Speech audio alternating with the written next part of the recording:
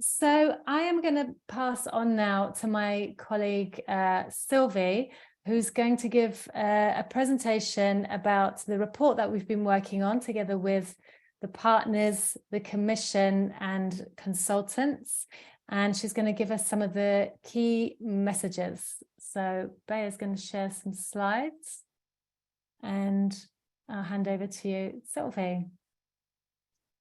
Yeah, so what I'm going to present is the insights we have made so far on the project with the report, which now is called Economies That Dare to Care. We have an intensive year behind us with a lot of exchange, interviews, workshops, individual exchange with at least 30 other people which build our commission. Next slide, bitte. What we agreed upon is that our societies are in crisis. Nevertheless, what we figured out that these crises is seen through very different perspective and lenses.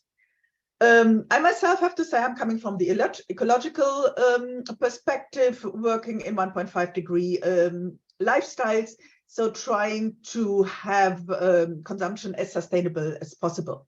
But of course, there is the care crisis, and a lot of our commission members are involved in the care community in a more closer sense, where it is really caring about people, elderly, kids, coming from a feminist perspective, working on gender justice as well. This lens is not so much on the care profession as it is in the Western communities, in the Western country, but a much broader perspective to see how gender structures influence our life and our society and the economies we are around. Then there is another perspective, which is the social and environmental justice, which has a lot to do with perspectives taken from vulnerable groups, from different classes, different races. And this is closely linked to a perspective looking into or explaining failures in our societies and the global functioning of our world, leading back to colonial roots and to the post-colonial structures which are still there. Next slide, please. So all these different perspectives, nevertheless, we could lead back to some core insights we share. A lot is because of capitalism is based on the structure of capital accumulation, of profit seeking as the main theme which drives our economies. But this, of course, has a background as well. I would like to call it the old white man, which has two aspects. It's the white supremacy, knowing that the global north has still influences a lot of what is happening around the globe, with all the capitalist structures, with the companies based in the global north, thinking in this still neo-colonialism way to structure our economies, our lives, our societies. Patriarchy has a lot to do. It's in nearly every country. We rarely have matriarchal structures somewhere, so that the man dominant what is relevant, what is not relevant, and that care work is not the relevant thing, which just has to be done by women. And all this, the capitalist, the white supremacy, patriarchy, neocolonialism, all this leads to the huge inequities we see on our planet. Next slide. So what we developed, and the definition we have here is just a week old, because we're fighting for such a, not fighting, just imagining a nicer word than fighting, but co-creating, yes, co-creating what our vision of the caring society is with all the commission members.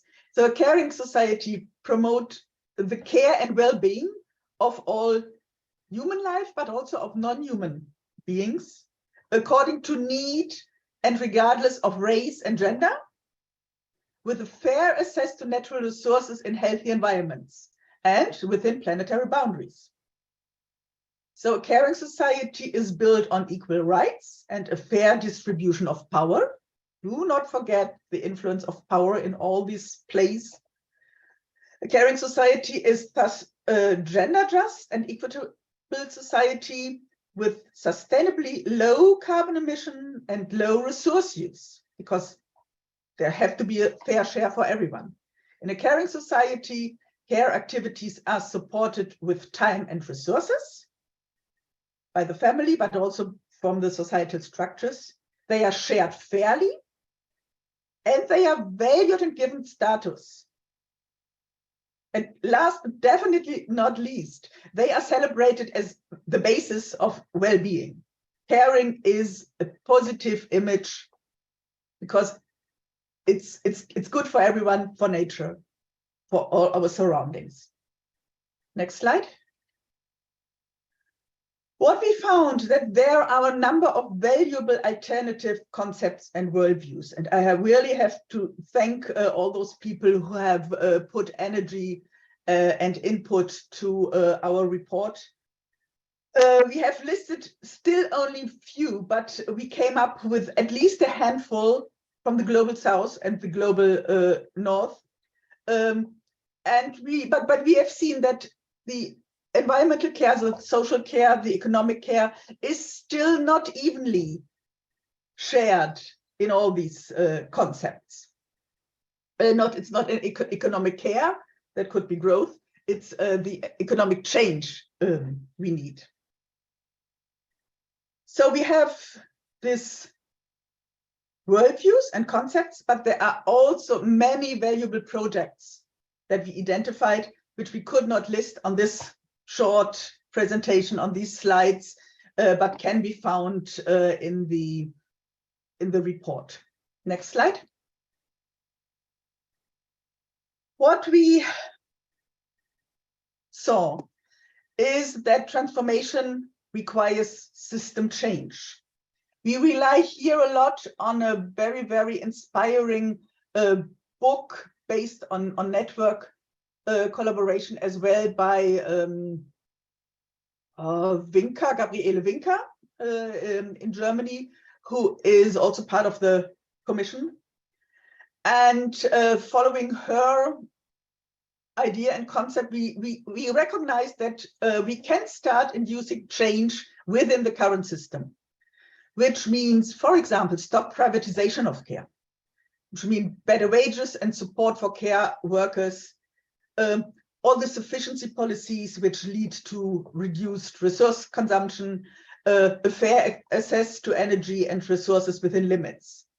Just to give you one example, we have a handful, even more examples and case studies in our report, but just to illustrate what that means with one example, next slide, is we looked into the potential of co-housing and what it means. So the case study we did within Hot or Cool is the potential emission reduction of co-housing is about 4.5 tons, because 31% less space and sharing of transport and goods could lead to such a huge emission reduction potential already.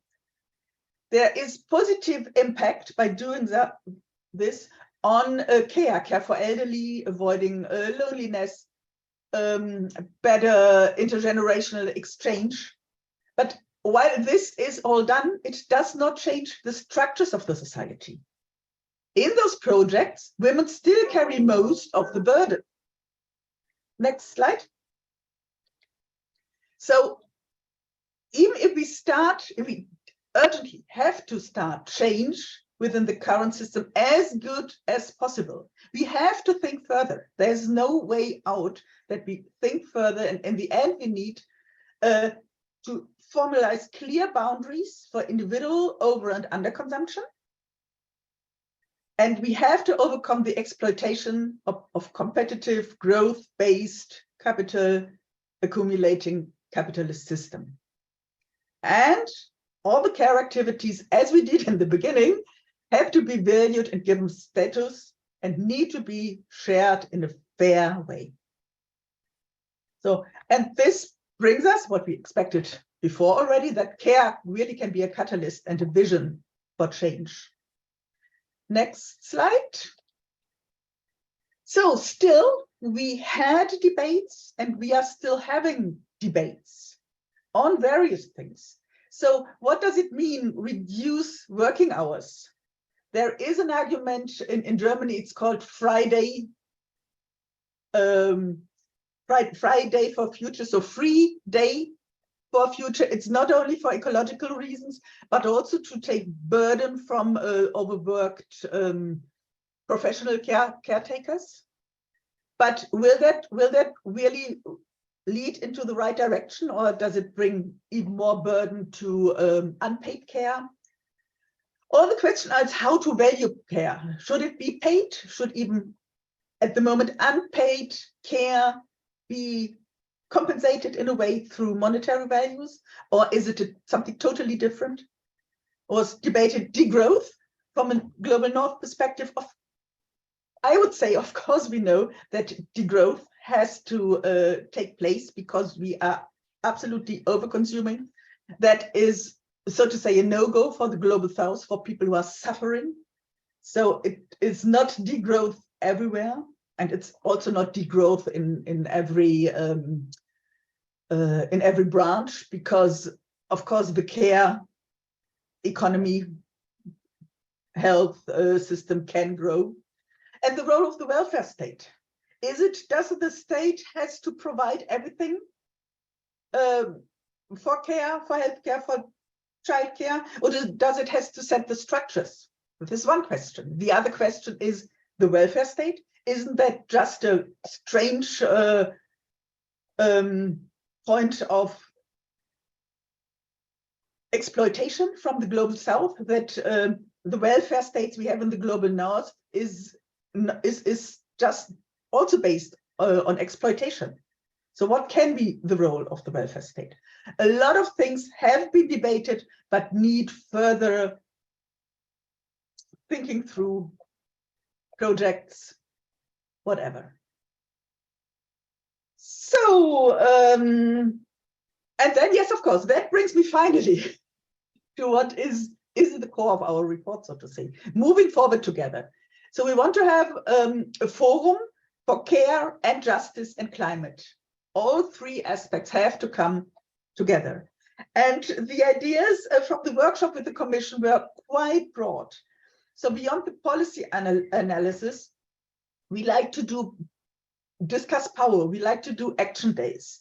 It was recommended to have videos and communication, living experiments, but also mapping and supporting what is existing already, especially in the global south, but also in the global north. Doing action research, because we have a lot of academics and researchers. The point is to have an inclusive visioning of how a caring society is an appealing thing for everyone. The first steps we like to take is we will create a platform to promote high care and low carbon projects.